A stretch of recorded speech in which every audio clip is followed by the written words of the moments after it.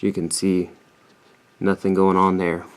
Now, I will tell you that before I took the belts off, I picked up one of these.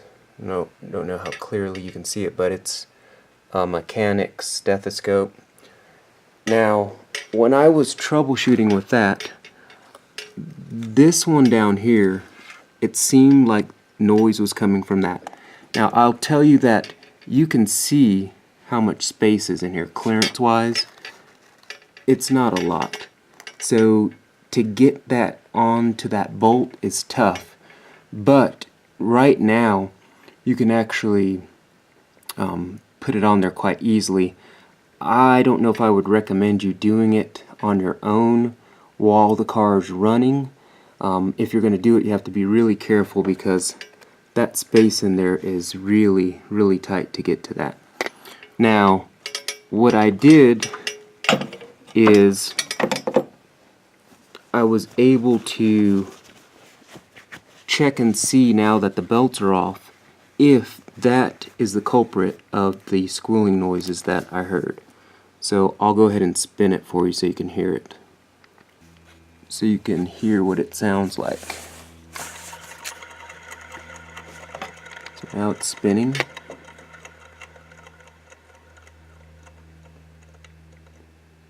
So you can hear it's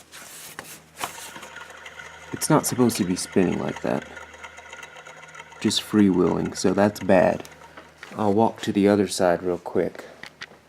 Because you want to compare that spinning on that one to like one of these. And even, I'll spin these again down here. As you can see, they barely spin.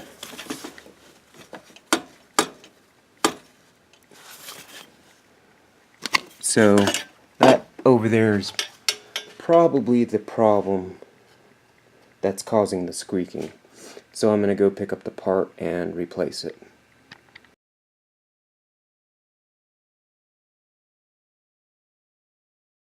So I'm trying to get that pulley out right there. You can see that I got the bolt out. Basically I had to use an open end 15mm wrench, and then I used a 15mm socket on an extension and just broke it loose enough, and then I got it loose with my fingers the rest of the way. It's going to be tough tightening it back, but if you have an extension that's long enough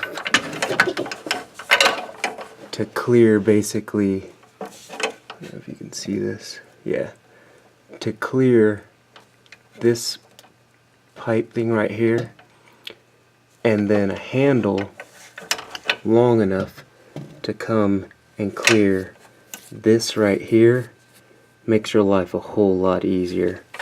So you can see the bolts there, that extension and the socket are up there, and if you can get it to come back a little farther, about right there, an extension, and then drop this handle down to about right here, that's the easiest way to do it.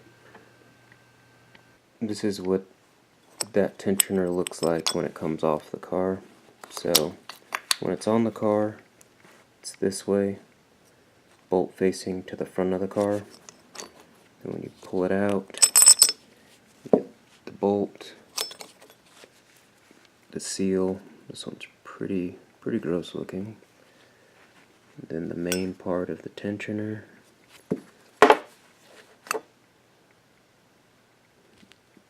The back seal.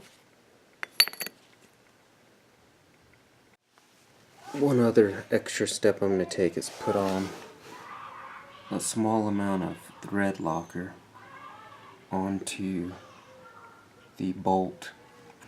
Now it has started. I've started the thread, or the bolt in there, Just keep